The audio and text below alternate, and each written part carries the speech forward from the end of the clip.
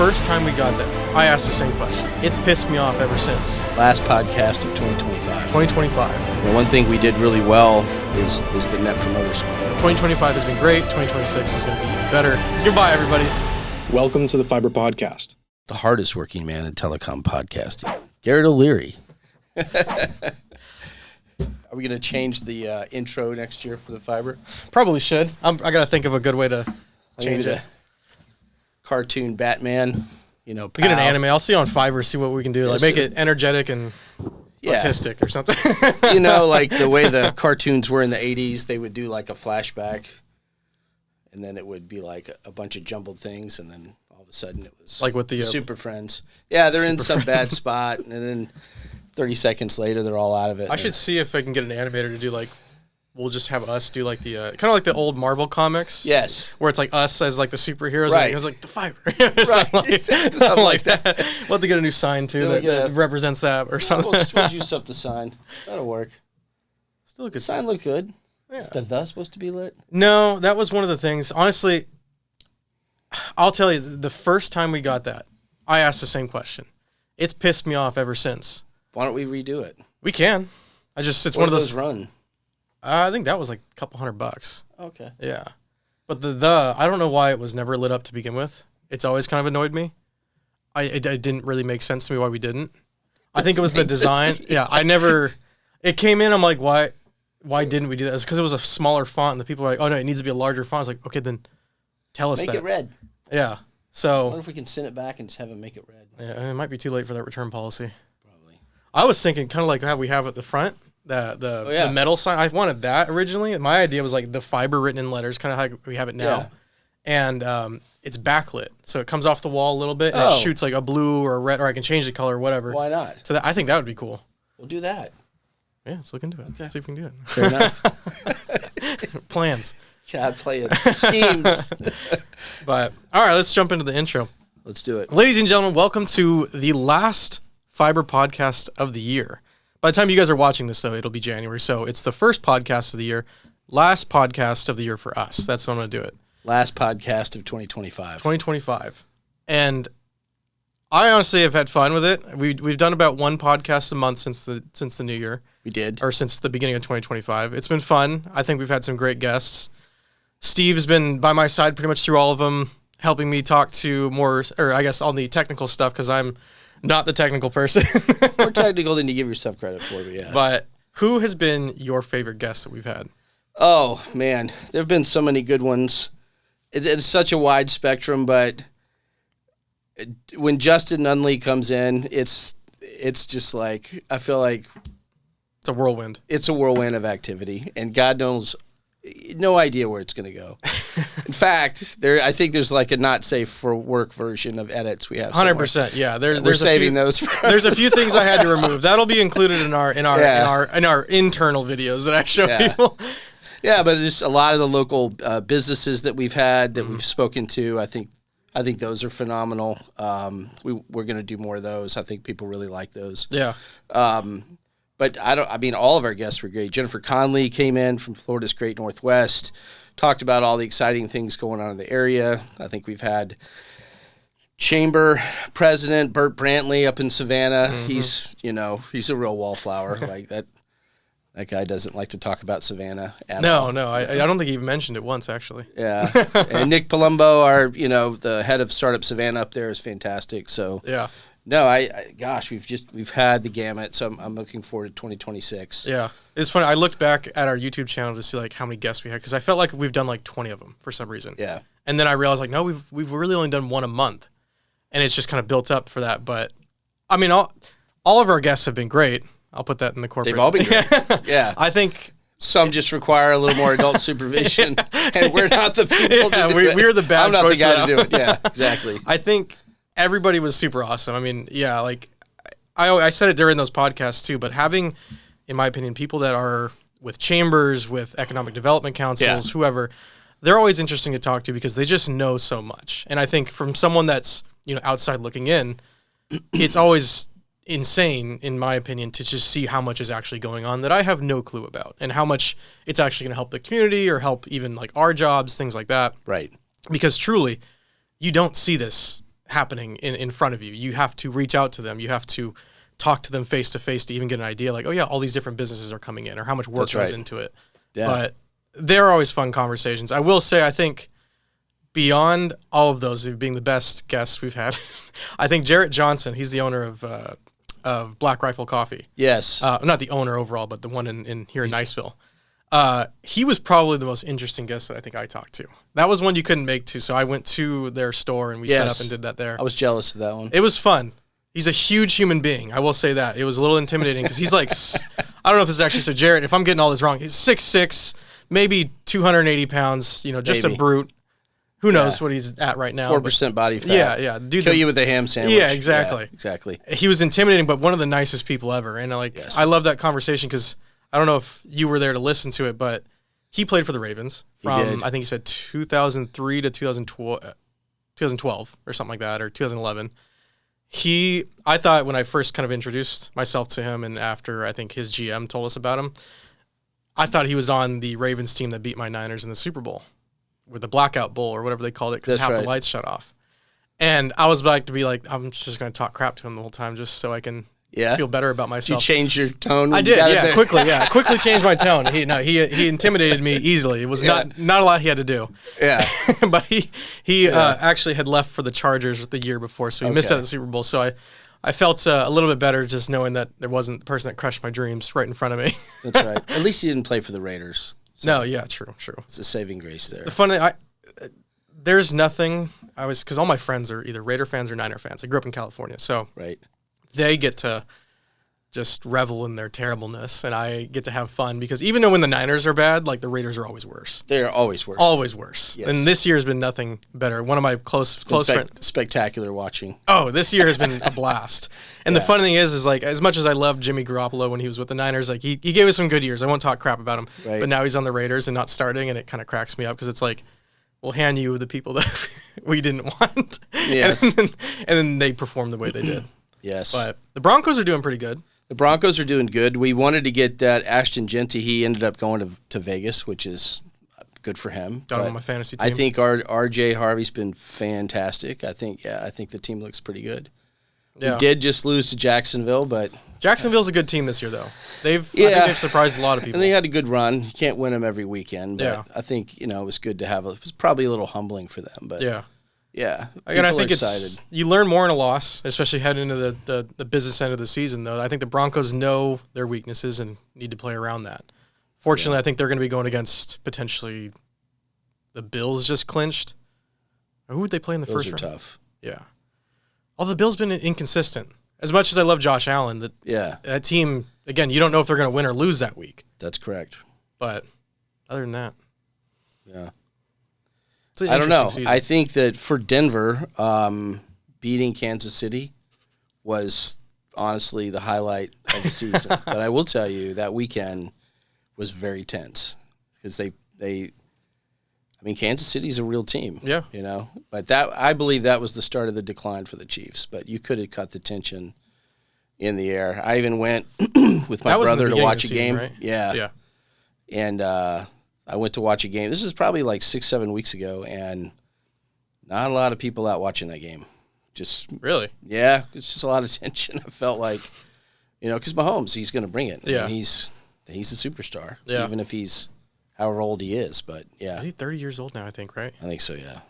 I still feel like he's only like 25 or 26. He looks like a kid, but he does. He still moves like a kid. Yeah, he's so fast.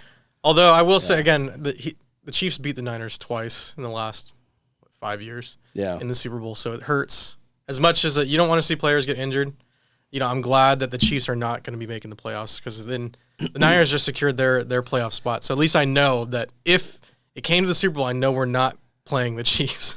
Yes. So it's going to be a positive on that one.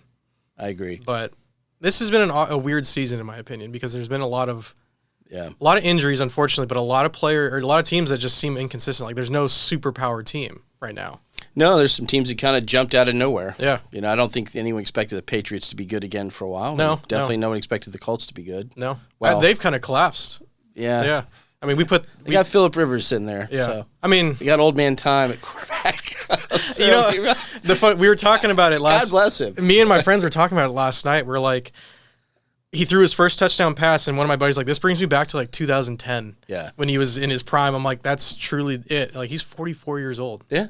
And honestly, he still looked pretty decent. He looked fine. He was toe-to-toe with the Niners for, at least 2 quarters, 2.5 quarters. And honestly, he looked just as good as anybody else. I mean, some of these younger quarterbacks, I'm surprised they didn't go for him. I mean, why not take in like Trey Lance or just anyone shows you what you can see. Yeah. I mean, that many years, he probably knows the defense. He knows what's happening. I mean, it's a solid quarterback. You know you can throw the ball. You don't need him to run. You don't want him to get injured. No. So I was impressed. I thought he did good. Oh, yeah. We beat the brakes off him, though. It's all right. He did. 5 touchdowns. You did. Yeah. So you did. I'm glad we won, but I'm just. You did beat the brakes off him. I like that expression. Yeah. Other than that, it's been a good season. So we'll jump into the meat of it. You guys, viewers, don't worry. We're actually going to be talking about LiveOak Fiber a little bit today. Eventually, yes. 2025 is coming to a close. Right now, it is December 23rd. So Festivus. It's what? It's Festivus today. What does that mean? You know, Festivus for the rest of us. It's a Seinfeld holiday. Okay. So it's always the 23rd. It's always the 23rd. Yeah, there's an aluminum pole in the lobby. And then we'll have airing of the grievances, and then there'll be feats of strength. So after that, whoever beats head of household, then it's over. There's going to be a brief celebration. There's going to be a large portion of people that understand this, and then mostly me just not quite understanding. It's okay. Look it up, Festivus. I'll have to. I never really watched Seinfeld, so you should just watch that episode. I'll get it for you. All right, I'll send it over. It's on somewhere. I'll find it. Yeah. So 2025 was a busy year at LiveOak Fiber. It was. We got a few things done this year. First, let's set sort of the bound, or not the boundary, some context. Okay. Moving into 2025, January 2025, where was LiveOak Fiber at? January of 2025, LiveOak Fiber was running around just under 20,000 customers, and probably just over, 100 and just a little bit over 100,000 passings. Now, last year, for an internet company, an ISP, as small and as young as us, is that still an impressive feat? Like where we were at the beginning of this year, is that still something that's to pause for? What does that mean? Well, that means within under 3 years, we have built over 100,000. We built past 100,000 homes and businesses and communities. That's a big deal to do it from a standing stop. Yeah. And I think that we're one of the faster companies in the United States doing that. More importantly, though, I mean, you can build a network, but you've got to be able to get customers on it. Mm-hmm.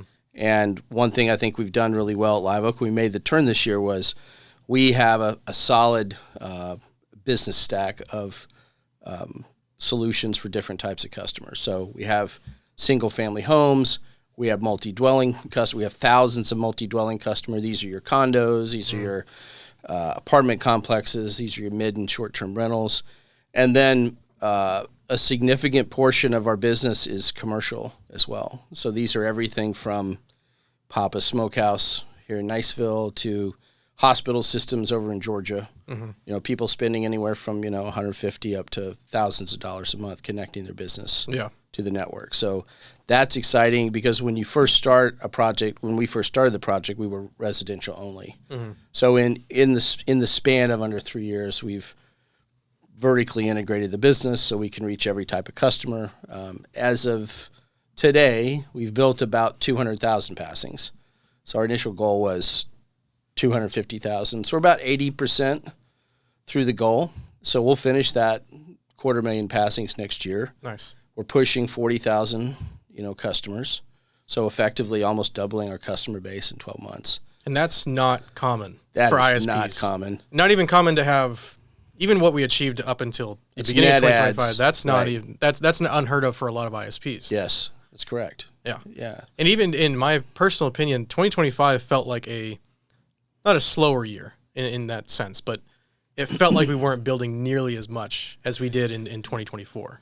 It felt like we did build a little bit more in 2024, but I think what happened this past year was we kind of grew up a little bit. Mm-hmm. So we went from kind of the garage band to cutting a few records.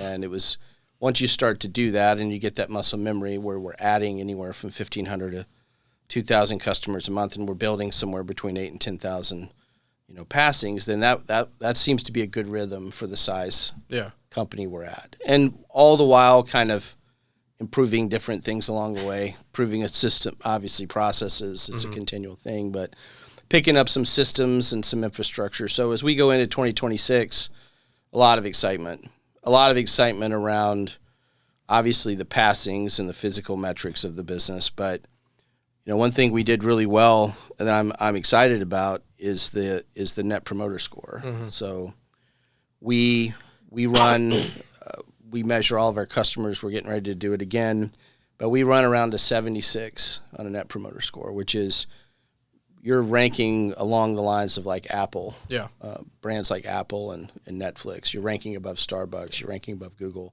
And to give some context to it, a Net Promoter Score kind of gives you an idea on what your customers think of your company, of your service. How likely are they to refer you? Yeah, and even more so, we can brag about it a little bit because it is impressive. It's a big deal. When you're talking about ISPs, the average Net Promoter Score, and when you're talking about cable ISPs, the average score is usually negative. It's usually which means that people do not recommend your service.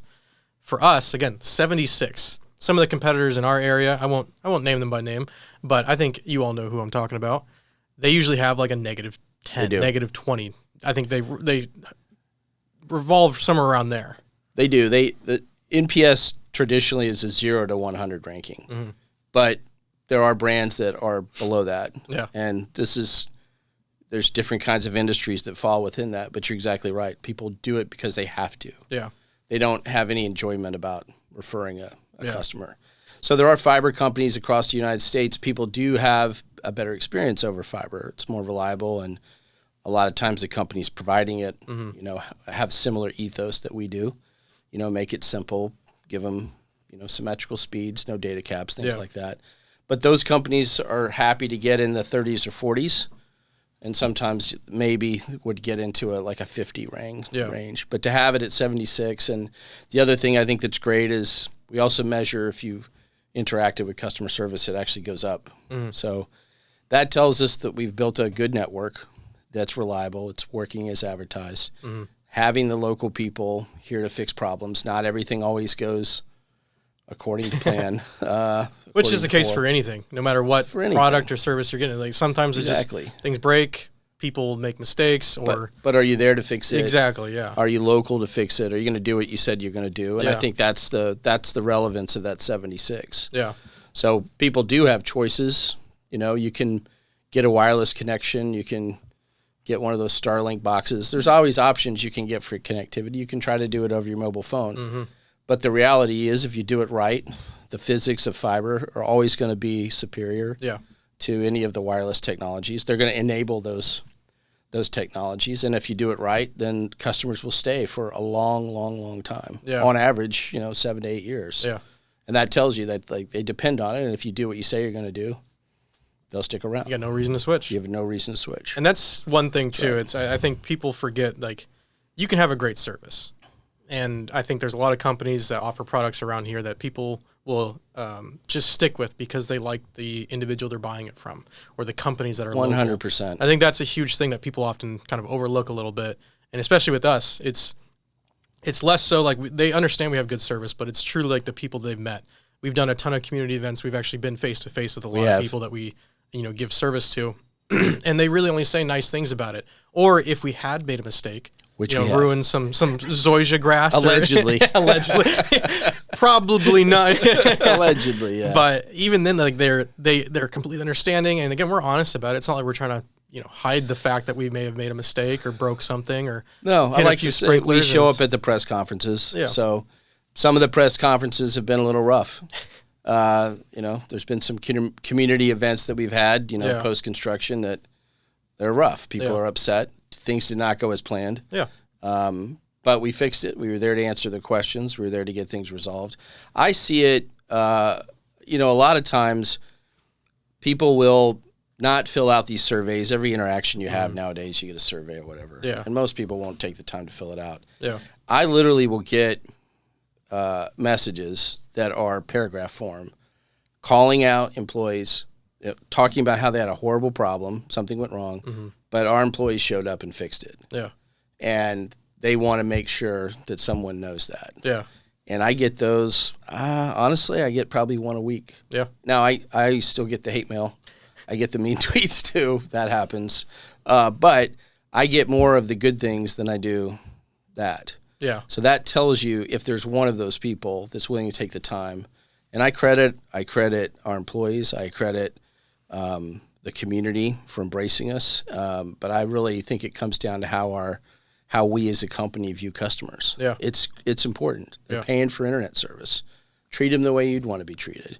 And I think that's reflected in that 76. Absolutely. So, yeah. And I see a lot of the messages too. I mean, I think we overlook a little bit our technicians. The technicians are literally on the front lines every single day. I mean, they're in your homes, they're talking to you, they're explaining how the service works, and they're fixing the problems. They're, potentially walking up to someone that's not too happy, potentially. So they deal with it. And I think our technicians are some of the best in the business. I mean, they are. It's biased to say, and I'll say it's 100% true anyway, but they genuinely care. Like, they want to help you and they want to get your service installed because, again, they live in our areas too, so they understand the options you guys have. Yeah. And if they're not getting LiveOak Fiber, then they understand it's frustrating when they have another provider that's constantly going down. So our technicians are truly some of the best in the business, and I think they make up for a lot of the reason we have a 76 score. I totally agree. But I mean, I don't know a lot of companies where customers come out and take photos of technicians and call them out by name, and it happens on the regular basis. So I know we're doing something right. I think the most recent message was for, I think it was John Liberto. The customer called it like 3 different people. Yeah. And it was because he had an issue. He called, on a whim, like, I'll just try calling the last guy that was out here. And I think it was like John Lampo too. I think he was talking to this guy for some reason. And he's like, oh, we'll get someone out in like 20 minutes. So I think John Liberto, John Lampo, and then one other technician, I'm forgetting who it was, they came out and fixed whatever was going on for the customer. And it was like, it was out for a couple hours and he couldn't figure out why. And so he's like, I didn't think they were going to be out that quickly. And I didn't think they were going to be out in force or even figure out like what was going on that quickly. So it's just stuff like that where, and again, that's the reason we have the score that we do. Oh yeah. I mean, I think in the beginning, we got a lot of people saying they're going to change their prices on us. They're going to put us in contracts, and because that's what people do. And then we're going to have to deal with this bad service. Like, things go out. We hear this all the time. Things have been out at my business or my house for several days, and they can't get a technician, to come here. Well, that means it takes typically, sometimes it could take an hour one way to dispatch. So they're not really a local. That's not local. No, they're usually pulling from Panama City, Pensacola, or even Mobile at times, or somewhere in Alabama, like northern parts of it, which is, that's the biggest issue I think you have with a lot of like the larger ISPs. 100% is that they're pulling from anywhere they can grab someone. But other than that, the Net Promoter Score, how else did 2025 go well for us? I think the other thing that went really well was some expansion markets for us. We launched in Tybee Island outside of Savannah, and we've had tremendous response there, like somewhere in the 20 to 30%, pre-registration and take-up rate, which is, 1 out of 4, 1 out of 3 people want to be on the LiveOak network. That's great. Some areas outside of Savannah, super successful. And that's an area other people have tried to build in, and it hasn't gone very well. And we've worked really hard with I'd give credit to our construction partners, Coastal Communication, and those guys up there. But building in that Bacon Park, or Sandfly, as some people might call it, as well as Grove Park, it's been phenomenal. That's been great for us.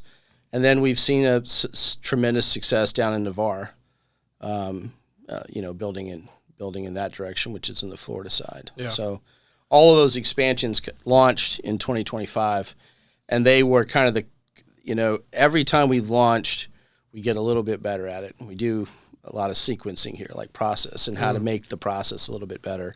The initial things we did were good, and I'll give us credit for some good guessing there and a little bit of luck, but it's been science ever since then. Yeah. So I think the latest ones have been really much more successful than the initial ones. And so that's the recipe we want for 2026 as we look at other places. Yeah.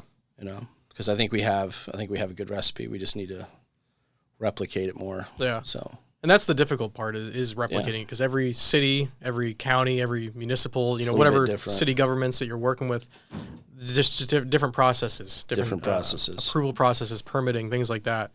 There's a lot more that goes into construction. I think a lot of people. Yeah, and you don't know. Some knucklehead could have been there, a year ahead of you and struck every sewer and water line here to Timbuktu, and then you're going to get, the blame for it. Or you're going to get a more difficult contract. Mm-hmm. And you're kind of seeing some of that. But look, I think we're wrapping up mainline operations, kind of a mopping up project in mostly Okaloosa County, and there's still some left to build here where we're at. And then Glenn County is pretty much, over in Georgia, is pretty much done. Yeah. So just kind of maintenance and extensions at this point. That's awesome. So, so 2025 has been ultra successful. Or really successful. I think it's been really successful. I mean, 2024 was a little bit tumultuous with everything that kind of happened to us. I think the team came together, and if you followed our story, pretty much everything that's happened to a company could happen. But yeah, I think the team, pulled together. We still have, a lot of the core employees that showed up back in that fall of 22. You're one of those. I am. So congratulations. Thank you. 3 years, yeah. Startup time looks like dog years, kind of. It feels like it's been so much longer. I continuously kind of think back to the beginning where I was like, where we were, like the team and what we were kind of doing. Yeah. And I'm like, it truly doesn't really feel like it's been 3 years, but it also at the same time does feel like it's been about a decade. It does. Because, again, starting off where we did, how much has changed, how much we've grown, it doesn't feel like that's happened in just a 3-year time period. I tell people all the time, whatever is going to happen to you in your life, if you are part of a startup, everything will be accelerated. If you're going to get married, you're getting married. Yeah. If you're going to have kids, that's going to happen sooner than later. Divorce, whatever life things are going to happen, the crucible of the startup will accelerate all those things for you. It's fun, though. It's fun. It is. There's definitely benefits of working with such a, I say small. We're a large company, or medium to large. About 170, 175 employees. Even with just that many, it still feels like we're a small company. Yeah. And I've worked in larger companies before where, you're working with marketing teams or sales teams that are usually dozens, if not, 20, 30 people. And completely disconnected. Yeah. And sit on the same floor. Yeah. Don't know who they are. Well, it's like you'll talk to them and it's like, here's what we planned out. And then the next day it's like, okay, we have a whole different strategy because so-and-so changed their mind or whatever. Right. And I think for us, and what's fortunate is, again, like, you can kind of look at it as just the way anything. It's like we're a small little like cruiser. We're a destroyer that can just kind of pivot when we need to a degree. But when you look at some of these other ISPs or larger companies, it's just so much harder. And usually you get stuck in that, group think and people like not wanting to make a decision because it's such a large company. And with us, it's a lot of fun because things change so quickly, which is a blessing and a curse in some ways, but it's fun because it keeps you on your toes. It makes life a bit more interesting.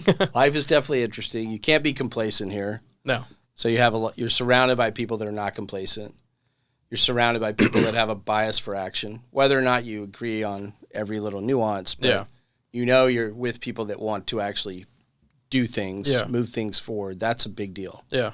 I think sometimes if we fight like any other team, it's kind of exactly how we might get to that location. But we all know what the destination is. Yeah, and ultimately too, I think it's a lot of it comes down to with even if there's arguments or disagreements in terms of how to achieve a certain goal, the main, I guess, the common denominator is it's with the customer in mind too.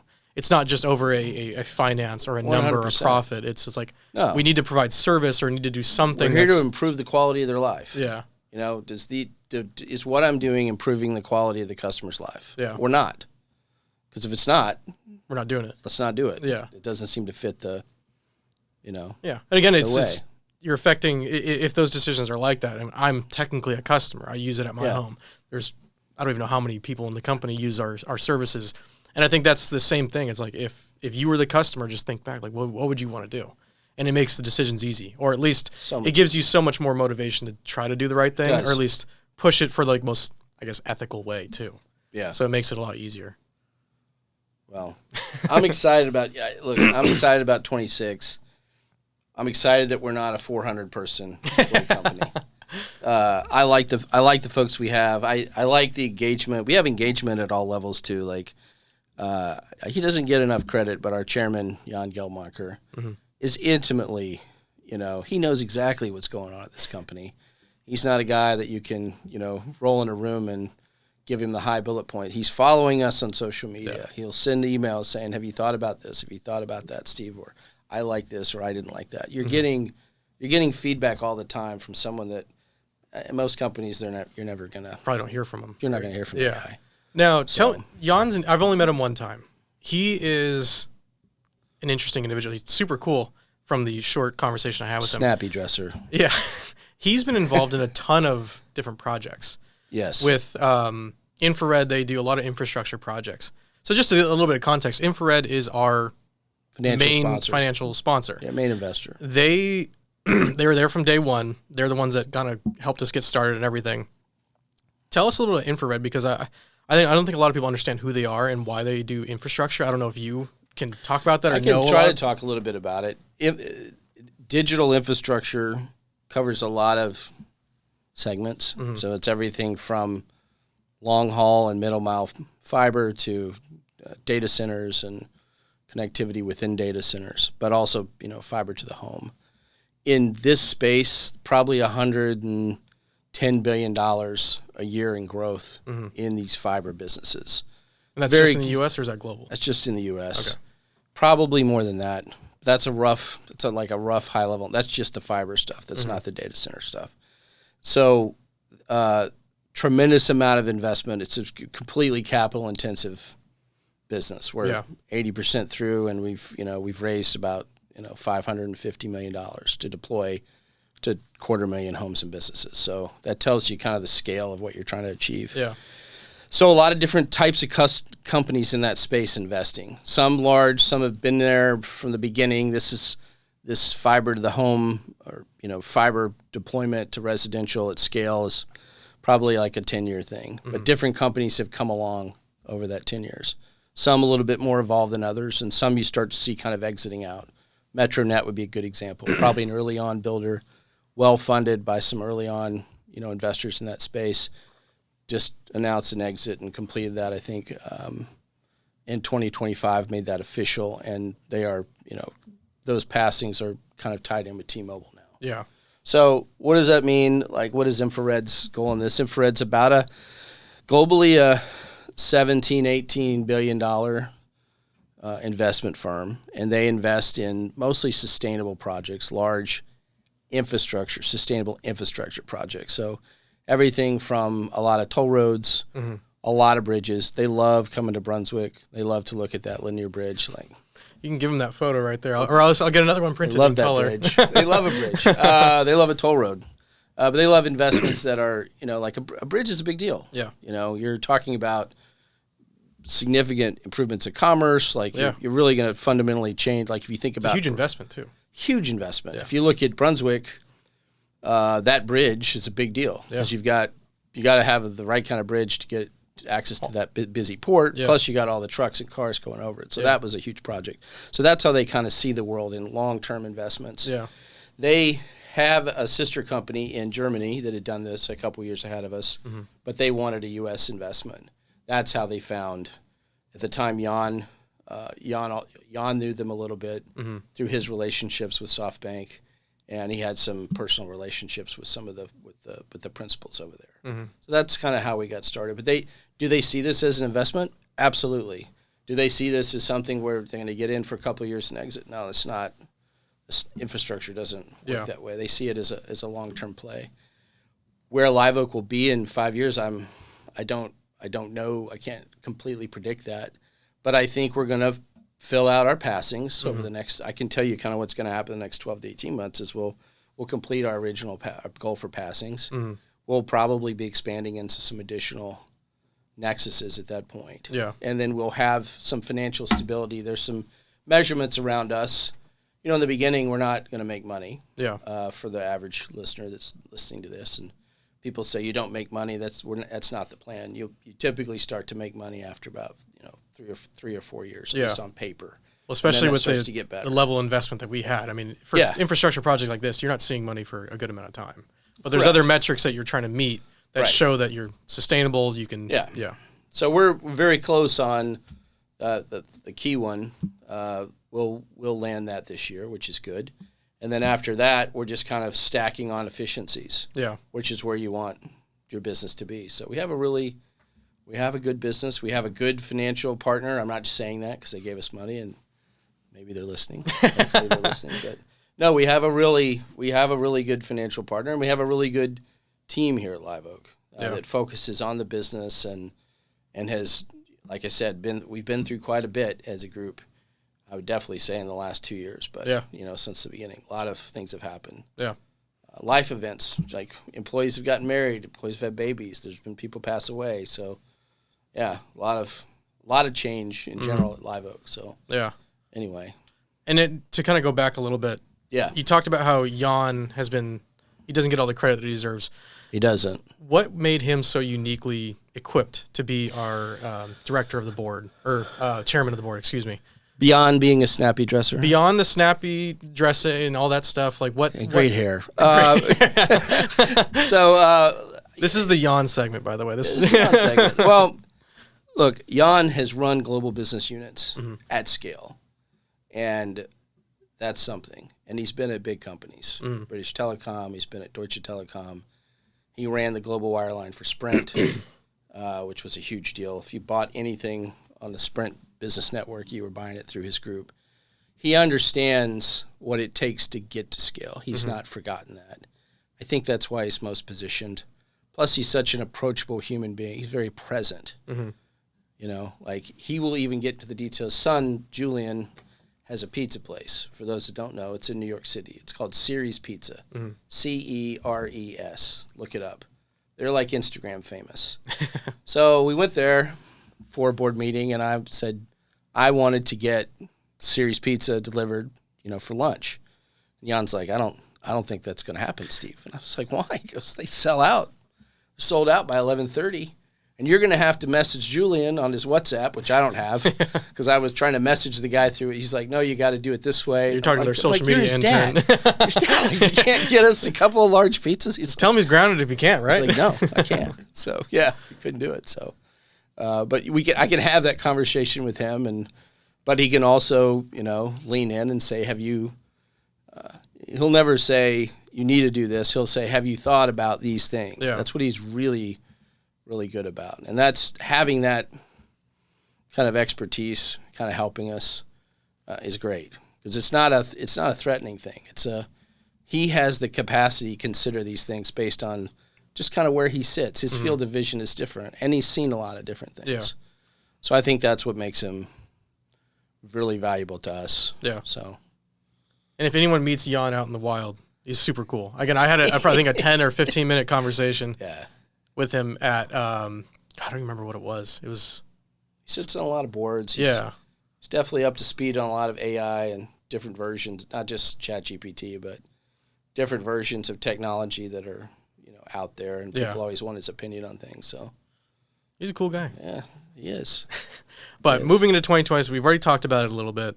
We're gonna expand maybe a little bit. Is there anything that you can sneak? Kind of a sneak peek at kind of what we're looking forward to. In 26? Yeah. Whew. Well, there's going to be a lot of expansion. There's going to be a lot of activity in these markets. We're working on a new premium product, which we're going to launch in Q1. So it's going to be up to 10 gigs. It's going to be hardwired. And it's got a Hemi in it. It's going to be the fastest thing on the market that we can offer. Yeah. Because we think there's people that want that. So we're excited to launch that. We don't have a name yet. Some working names are LiveOak Unleashed. That's what we should do. Have you seen some of the cities will do it, random things will do it, so they let audiences decide? Yeah, but I just don't want it to be LiveOak McBoatface. That's exactly like Bodie McBoatface type thing. Yeah, that's what'll happen. Schumann will kick off some, digital riot. And could be good. We'll have some weird name. It could be good though. I'm just saying that's like the select ones. Like this is what we asked. It's like the Family Feud. We asked 100 people, and this is what they came up with. Yeah, I'm just worried about people like Schumann skewing the process. But no, I'm excited about that, and I'm excited about those areas like starting to kind of wrap up and really ramp up and wrap up some of those new areas that we're going to be in. Okay. So, Awesome. Yeah, that's now, a preview. we don't have to talk about specifics of where we're expanding to, but when it comes to the decision making to move into an area, what are some of the criteria you guys look at? What ultimately gives you the green light, like, yeah, we're going to go there? Or is there any specific factors that after doing some research, we're like, absolutely not? Like, if this kind of comes up, it's a no-go for us. We're always looking at locations to build. Mm-hmm. It's like probably like a draft board for an NFL team. We're always looking at areas that might make sense. Mm-hmm. But these areas, it's very dynamic. There's companies that announce all the time because they're at different stages of their funding. Maybe they're fully funded. Maybe they're just getting started. Maybe they're doing some additional funding. Mm-hmm. Once they have that money, then they're pulling the trigger. So we keep a stack ranking of all these different locations. We like them in the southeast. Mm-hmm. We like them a little bit coastal, not completely coastal, but I think it kind of helps. Mm-hmm. We like them to have good population growth, and that region in general. A lot of people have moved to the south, but specifically Florida, coastal areas in Florida and also Georgia. Mm-hmm. We like high density of local businesses. But if you ask my real opinion, usually there's a Mexican place, and I try to get the Speedy Gonzales. And depending on how that works out, I can tell you if it's going to be good or not. It punches up the taco, list. tostada, enchilada, rice and beans. Yeah. Do they have it on the menu? If they have it, it's all right. How fast does it come out? Yeah. And, I kind of rate it based on that. These places have fantastic Mexican food. Oh, dude, yeah. I was going to ask, which of the places you've been here in the Emerald Coast market, favorite Mexican restaurant? Favorite Mexican restaurant? There's really only one right answer that I'm looking for, but I'm not going to tell you what it is until you say yours. Well, I'm a fan of peppers. Okay, there we go. And I like peppers quite a bit. And I did like Tacos in Love, which was near the office, but they've changed. Tacos in Love? And I don't know what happened, but... Was it here? Tacos in Amor, Amor. Oh, okay. I believe. That was the one that was by Ace Hardware, right? Yes. Yeah, okay. They've changed. So that place, it's still good. It's Four Amigos now, or I think something like that. It's Four Amigos. Yeah. I don't know if there's love involved. They actually are pretty good. They're pretty good. Sammy and I went there just this past weekend on Saturday. They started serving breakfast, and they have a really good chorizo breakfast burrito. Oh, it's definitely worth it.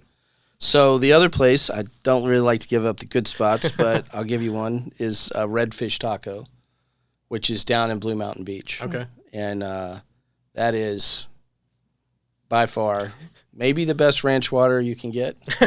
And they do a mean fish taco down there. Okay. It's really good. Now, what about barbecue? Because barbecue is a huge thing around here. Okay. We had a... this is where people get in fights. I was going to say, we had a hate mail after this. We had an event. I think it was over in Georgia. I can't remember where we had it, but it was... we posted like, hey, we're doing like some sort of like, voucher. You come sign up or whatever, and we'll give you like a free meal at a barbecue place. And our comments exploded with people just arguing with each other, like, that place sucks or this place is great. Right. They don't do it right. I do it right. And it's like, it's a barbecue around here. Religious. Oh, yeah. It's a thing. It's college football, barbecue, and then whatever else. All right. So on St. Simon's Island, got to go with Southern Soul Barbecue. They're top 5 in Southern Living. Guns and Garden and Gun, I think they've been featured in that. They've been featured in a lot. Yeah. And they have a phenomenal, and you can get their rub on Amazon, I believe, which is outstanding. Because all he does is a dry rub. He does a dry rub, but he sells out. That one's outstanding. Mm-hmm. The one over here in Florida, which is different, is I'd say Papa's Smokehouse in Niceville, which is the #1 barbecue place in Florida. Maybe I'm not sure if it's like Florida entirely, but I know in the region there was a vote. Yeah, I don't remember something online. I'm not quite sure. It was excellent. They are delicious. They're outstanding. They have a when I did this business spotlight with them, right? So I talked to Jim, I talked to his daughter Cashin, and then his son Colby. Yeah, and I didn't include it in the video, but I asked, like, what's your favorite dish that you guys serve? Each one had a different one. But Colby was like, I think my favorite right now is our brisket mac and cheese. Oh. And they, I can't remember, he said there was another barbecue joint that he got the idea from or that he had been connected with, and they were offering it. So he's like, and if you haven't had their mac and cheese, one of the ladies that works there, I think I don't remember. Which is a vegetable in the South. Exactly, yeah. It counts. For those listening outside of the South, that's actually will show up on the vegetable menu. It does show up on the food pyramid. It's in the healthy part of it, I believe. Yeah, it is classified. On the menu, it'll show up as vegetables. She makes it, but it is the creamiest. It's just so good. And then their brisket is absolutely fall off. Do they do burnt ends? They do, I believe. I think so. All right. It's just, everything they have there is good. I know I'm getting hungry. Oh, yeah, we're going to have to go. That's what it is. That. Yeah, they do a great job. The brisket mac and cheese, that is my recommendation. I had it, and after he talked about it, and I was like, I'm going to get some lunch before I leave, and they gave it to me, and it was delicious. So I haven't pinned down my barbecue place in Savannah yet. However, I did hit the green truck. It's a couple months ago. The green truck. It's in Ardsley Park. Outstanding hamburger. Okay. Maybe one of the best I've had. Probably top 3. Interesting. So. I did have you had Hootenannies over in Brunswick? I have not. So when I was just there for RSM, I was there the whole weekend, and Adam told me about it. He's like, if you haven't tried it, it's right next to... Adam tells you about it. Yeah, it was right next to the old courthouse, or where we take all the photos. And it's right there. It's open, I think, 3 or 4 days a week. Okay. And it looks like it's like just one of those old houses that they've turned into a barbecue joint. It was really good. I got it. Hootenannies is good. Yeah. I've not had it. I've had Twin Oaks, which is downtown. I haven't heard about that one either. Okay. I'll have to try that. Okay. Lots of good food. Barbecue, again, growing up in California, there's barbecue. I don't think it's Southern barbecue. No. I got a note from a guy, this was last week, he was complimenting our customer team because he was staying at he's got a condo down in Miramar, and he had an issue, and he called. The guys came over and fixed him, but he's originally from Memphis. So I asked him, what barbecue he liked, and he's like, you have to go first. I mean, literally, I'm like, if I say the wrong thing, but I said, I'm fully aware of the Rendezvous, and I'm fully aware of Corky's, but if I have to, I'm eating at Central Barbecue. And he was like, that'll work. That'll work. It wasn't his pick. You passed. I passed. Yeah, I passed. But we talked about it, back and forth for several messages. Yeah, you can do barbecue. You can talk barbecue around here like if it is college football or we something. We have a pretty decent cook team in-house. Oh, we do, yeah. Yeah, Casey and actually, I think it's just Casey, right? Casey, John. Oh, that's right. They all do. Eddie. Yeah, these guys, I think, won an award a couple years ago. They compete in like the amateur bracket for barbecue around here, I think. Or they did it when they were at, in their previous locations, wherever they lived.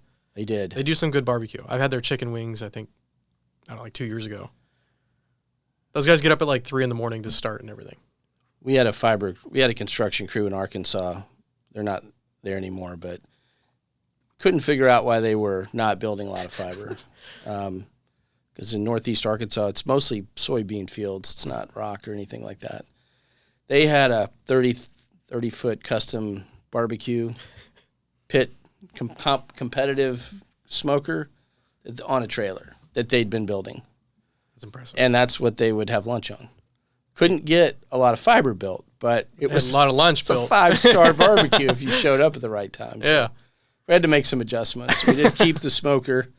Jody at the time, we kept the smoker and we used it for company events. But I mean, it's the Rolls Royce of smokers. It had all the stuff on it, but couldn't build a lot of fiber. No. When you're perfecting your barbecue. They were perfecting it. Yeah. 100%. So yeah, we don't have that issue here, but it's good. No. All right. I think we've covered a lot. We've covered probably way too much, but it's good. It was mostly barbecue and football, and then some fiber talk. A little bit of fiber, yeah. But you guys missed it. We're going to probably rebrand a little bit, moving into 2026 as well. Might get a new signs, some new intros. Well, who knows? You'll have to give us your recommendations for guests, too. I think this year we want to approach it a bit differently. Okay, not necessarily differently. We still want to talk to businesses and stuff, but I think we got to have... I think what I realized is when we talk to like Jamie Neighbors and like Beach Weekend guys, yes, there's a lot of just interesting people around here. Well, yeah, we were on their podcast. Yeah. We got to get him over here to ours. That's true. So. I did post it on our channel, but yeah, we need to have them just to BS for a little bit. Because Jamie and that, just all of those guys, or both of them, are just interesting. There's a lot of really good entrepreneurs in these markets they're just fun people to be around. They have great ideas that are moved down here and like, hey, I'm doing this. And like, fantastic. Yeah, they liked the beach and they realized they didn't want to leave, so now they're just Yeah. deciding what businesses to start. Right. Yeah. I think that's I think we're going to have some great guests in 26. I think we're going to do one a month. I think that's our goal. Yeah. Maybe we can get more. That's great. We can post at the same time. It's the funny thing is I looked at it when I first started doing the podcast. I was like, oh, that's going to be easy. You're just talking to people. And then you realize like you kind of have to be good at talking. And I see myself as an introvert. And I'm like, I get like my social battery gets low and I just like, oh, damn. I don't want to ask you any more questions. Let's just end it here. And that's the hard part for me. But it's good. It's good. It takes some effort. But it's fun though. It takes a little bit of planning, but I think it's good. Yeah. It's been interesting. I like hearing the stories of everyone in our community. I think they're all interesting people and doing great things, for the group. So we'll try to get a wide smattering, and we'll get some wild cards in here too, I think. We gotta bring maybe Justin back for another one, just for round 2. Let's see what he's got to say. Yeah, he's growing that beard out. It's looking large. Yeah, that's what I'm trying to copy him a little bit. Okay. Although you need to get some of that beef tallow. Mine's just wiry, dude. Like I don't know how to. I think you need some beef tallow. I went to my barber yesterday and I was like, I don't know what to do. He's like, it might just be how your hair grows. Why don't you go to ruggedtallow.com Rugged Tallow this afternoon and get yourself a beef tallow. Yeah. Do you just rub that into your beard? Is all you do? Is it just basically like a beard oil? You have to melt it down or something? Or it's life-changing. It's life-changing. It's going to take years off your... I'm going to be less than 30 again. Yeah, it's good for the beard. It's good for the skin. Okay. Yeah. I'll have to try it. It's all natural. All right. So we'll see. You'll smell like, the best hamburger you've ever eaten. No, I think you get it unscented. Anyway. Unscented. Anyway, shameless plug for Rugged Tallow. There we go. And you know him because you grew up with him, right? I grew up with him, yeah. Okay. Yeah. That's right. So you got to support friends. That's how it is. That's how it works. Absolutely. Yeah. With great beard products, why not? With great beard products comes great responsibility, I think is the phrase. That's exactly the phrase. Yes. What was the name of the company again? Rugged Tallow. I want to say beeftallow.com was not right. Ruggedtallow.com. Don't go to beeftallow.com. I don't know where that brings you. I don't either. If you go to Rugged, you should be good. But all right, ladies and gentlemen, thank you so much for joining us this year. Thank you for watching and supporting the Fiber podcast all of 2025. Yep. We will see you in January when this gets posted. If you have guest suggestions, we're open. Yeah, or if you're just a customer that's like cool for some reason and want to be on the podcast and we like you enough, let us know. Why not? We'll get you in. Usually we're just two guys that like to BS a little bit, and we don't have to talk about business. We can talk about barbecue, evidently, a lot. We'll always talk about food. Yeah, so thank you so much. It's been a blast. 2025 has been great. 2026 is going to be even better. It's going to be outstanding. And that's all I got. That's all we got. Mission worldwide. Prestige worldwide. Prestige worldwide. All right. Goodbye, everybody. Thank you for tuning into The Fiber. If you enjoyed this episode, be sure to subscribe. If you want to learn more about LiveOak Fiber, visit us at liveoakfiber.com.